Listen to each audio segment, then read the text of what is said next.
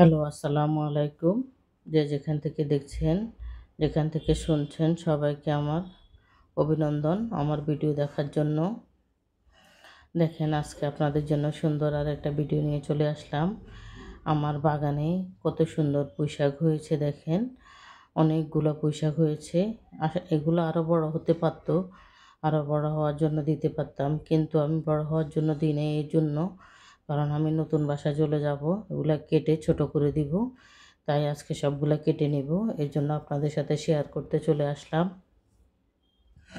দেখেন পাতাগুলো অনেক বড় বড় হয়েছে, দেখে অসাধারণ লাগতেছে। কেটে নিয়ে আসছি, টেবিলের উপরে রেখেছি। দেখেন পাতাগুলো দেখে, শাকগুলো দেখে একদম মন শান্তি হয়ে গেল। আমি কাটতে বসে গেলাম, কেটে নিচ্ছি। দেখেন কার কাছে কেমন লাগলো আমার ভিডিওটা কমেন্টসে জানাবেন। শাকগুলা কেমন লাগলো, শাকগুলা দেখে কার কার ভালো লাগলো। আমার তো ভাই অসাধারণ ভালো লেগেছে। এরকম কেমিক্যাল মুক্ত 100% খাঁটি শাক কে কে খেতে পারেন, কার কার বারান্দায় গাছ আছে কমেন্টসে অবশ্যই জানাবেন। কার কার ছাদে গাছ আছে তাও জানাবেন।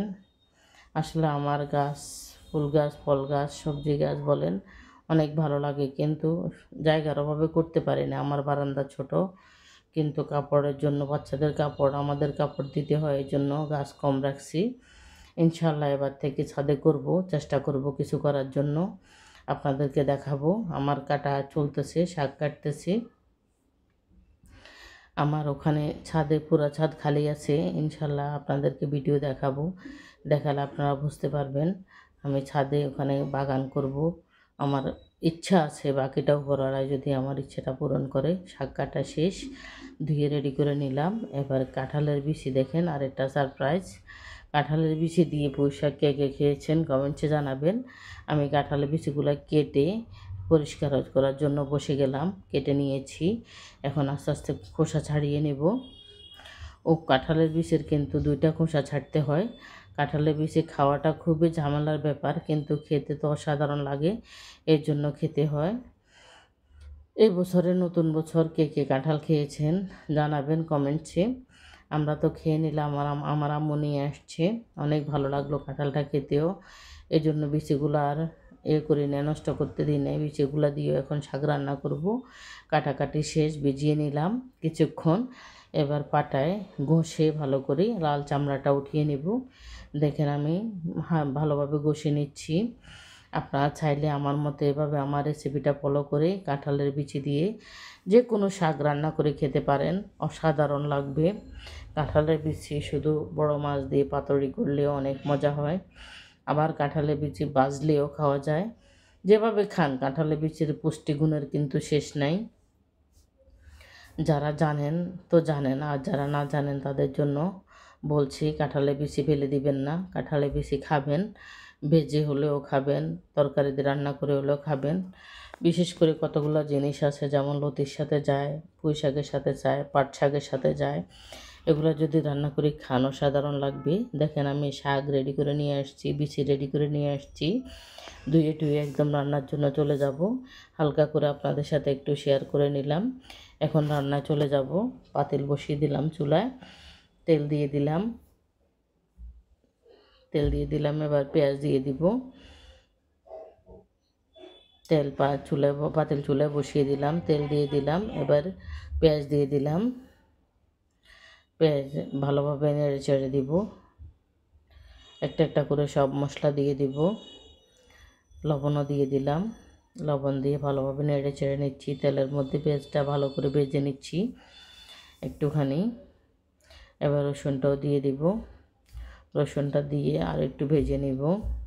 মশলাটা ভেজে তারপরে এবার আমি বিচিটা দিয়ে দিব। আগে পেঁয়াজটা রসুনটা একটু ভেজে নিই, না হলে রসুনের একটা গন্ধ লাগে। এবার হলুদও দিয়ে দিব। হলুদ দিয়ে আর একটু নেড়ে চেড়ে নিব। দেখেন আমার হলুদের কালারটা অসাধারণ লাগছে। সবাই হয়তো বলতে পারেন যে কেন আপনার হলুদের কালারটা এত সুন্দর লাগছে। আমি ঘরে তৈরি করি, এই জন্য আমার হলুদের কালারটা অনেক সুন্দর। হলুদ মরিচের মশলার কালারটা আপনারা চাইলেও ঘরে করতে পারেন। নিজেরা বাজার থেকে কিনে নিয়ে আসে ভালোভাবে ধুয়ে রোদে শুকিয়ে তৈরি করে নিতে পারেন। আমি বেশিটা দিয়ে দিয়েছি। বিচিটা দিয়ে বিচিটা ভালোভাবে মশলার মধ্যে তেলের মধ্যে ভেজে নিচ্ছি কিছুক্ষণ, যেন একদম হলদে হলদে হয়ে যায়, হলুদে ধরে যায়। কাঁঠালের বিচি তো সাদা, তাই হলুদে ধরতে চায় না। আমার ভাজা শেষ, এবার পানি দিয়ে দিলাম। পানি দিয়ে কিছুক্ষণ রেখে দিব ভালো করে জোশ হওয়ার জন্য। কাঁঠালের বিচি জোশ হইতে অনেক সময় লাগে, তাই আমি জোশ হওয়ার জন্য চুলা মিডিয়াম আঁচে রেখে দিলাম। মরিচের গুঁড়াটাও দিয়ে দিলাম এ পাকে। এতক্ষণ যদি দিয়ে দিতাম আমি হলুদের সাথে, তাহলে কাঁঠালের বিচিটা কিন্তু আর হলুদে ধরতো না। এই জন্য কাঁঠালের বিচিটা যেন হলুদ হয়ে যায়, এই জন্য আমি মরিচের গুঁড়াটা পরে দিলাম। আপনারা চাইলে একসাথেও দিতে পারেন, কোনো ব্যাপার না। আমার কাঁঠালের বিচিতে সুন্দরভাবে বলক এসে গেছে। এবার আমি ঢাকনা দিয়ে দেব। ঢাকনা দিয়ে চুলা মৃদু আঁচে রেখে দেব, যেন সিদ্ধ হয়ে যায় ভালোভাবে। দেখেন সিদ্ধ হচ্ছে, ঢাকনা দিয়ে দিলাম। সিদ্ধ হবে এবার কিছুক্ষণ, বেশ কিছুক্ষণ লাগে সিদ্ধ হতে। সিদ্ধ হওয়ার পর আমি অন্য শাক এবং মাছ অ্যাড করব। এ পাকে আমার জন্য তো রেডি করলাম, বাচ্চাদের জন্য কি রেডি করব, এই জন্য তাদের জন্য আলু দিয়ে মাছ দিয়ে বসিয়ে দিলাম, টমেটো দিয়ে। ওরা তো আর শাক টাক বিচি টিচি এগুলো খাবে না। বাচ্চা মানুষ তো বুঝেন, মাছ মাংস ছাড়া কিছুই বোঝে না, হয় মাছ নয় মাংস, দুটার একটা লাগে। এই জন্য তাদের জন্য মাছ দিয়ে আলু দিয়ে টমেটো দিয়ে বসিয়ে দিলাম। দেখেন এটা রান্না হয়ে গেছে।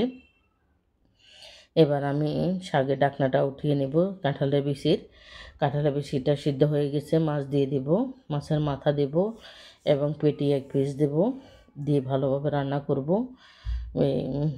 এই মাছটা দিলে হয়ে যাবে, আর বেশি মাছ লাগবে না। এবার আমি শাকটাও দিয়ে দিচ্ছি। দেখেন শাকটা ধুয়ে রেখে দিচ্ছি, পানি ঝরিয়ে নিয়েছি। এবার আমি শাকটা দিয়ে দেব। দেখেন অনেকগুলো শাক হয়েছে, একদম এক ঝাঁকা শাক হয়েছে। শাকগুলো আমি দিয়ে দিচ্ছি। শাকগুলো দিয়েও আবার কিছুক্ষণ ঢাকনা দিয়ে দিব, যেন শাকগুলো মিশে যায়। কারণ প্রথমে একটু বেশি লাগতেছে, পরে দেখবেন যে একদম অল্প একটু হয়ে যাবে, যখন শাক আর বিচি একাত্র হয়ে যাবে। এখন ঢাকনা দিয়ে দেব। দিয়ে দিলাম ঢাকনা, কিছুক্ষণ পরে আসি আপনাদেরকে দেখাবো, নেড়ে চেড়ে দেব। দেখেন শাকটা নেমে গেছে, এখন অনেকটাই কমে গেছে, আরও কমে যাবে যখন হবে। দেখতে থাকেন আমার ভিডিওটা, আশা করি আপনাদের ভালো লাগবে। যারা যারা এভাবে খেতে চান আমার রেসিপিটা ফলো করে রান্না করবেন। আমি কিন্তু কোনো কিছু হাইড করি না, যাই করি তাই সম্পূর্ণ ভিডিওটা দেখানোর চেষ্টা করি। দেখেন বিচিগুলো কি সুন্দর হলুদ হলুদ হয়ে গেছে এবং শাকটাও মিশে গেছে। এভাবেই আস্তে আস্তে হয়ে যাবে রান্নাটা। শাকগুলা আর বিচিগুলা দেখতে কি অসাধারণ লাগছে, দেখেন লুকিংটা ভেরি নাইস। এখানে দেখেন রান্নাটা অনেকটা হয়ে আসছে, ঝোলও কমে গেছে, আরও কমে যাবে ঝোল।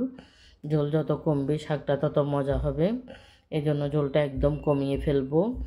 রান্না মোটামুটি হয়ে আসছে। যারা ভিডিওগুলো দেখতেছেন তারা কমেন্টসে জানাবেন তাদের কেমন লাগলো আমার আজকে রান্নাটা। আর যারা এইভাবে রান্না করে খেতে পছন্দ করেন তারা অবশ্যই রান্না করে খেয়ে দেখবেন এবং কমেন্টসে জানাবেন কেমন হলো। দেখতে থাকেন রান্নাটা মোটামুটি হয়ে আসছে।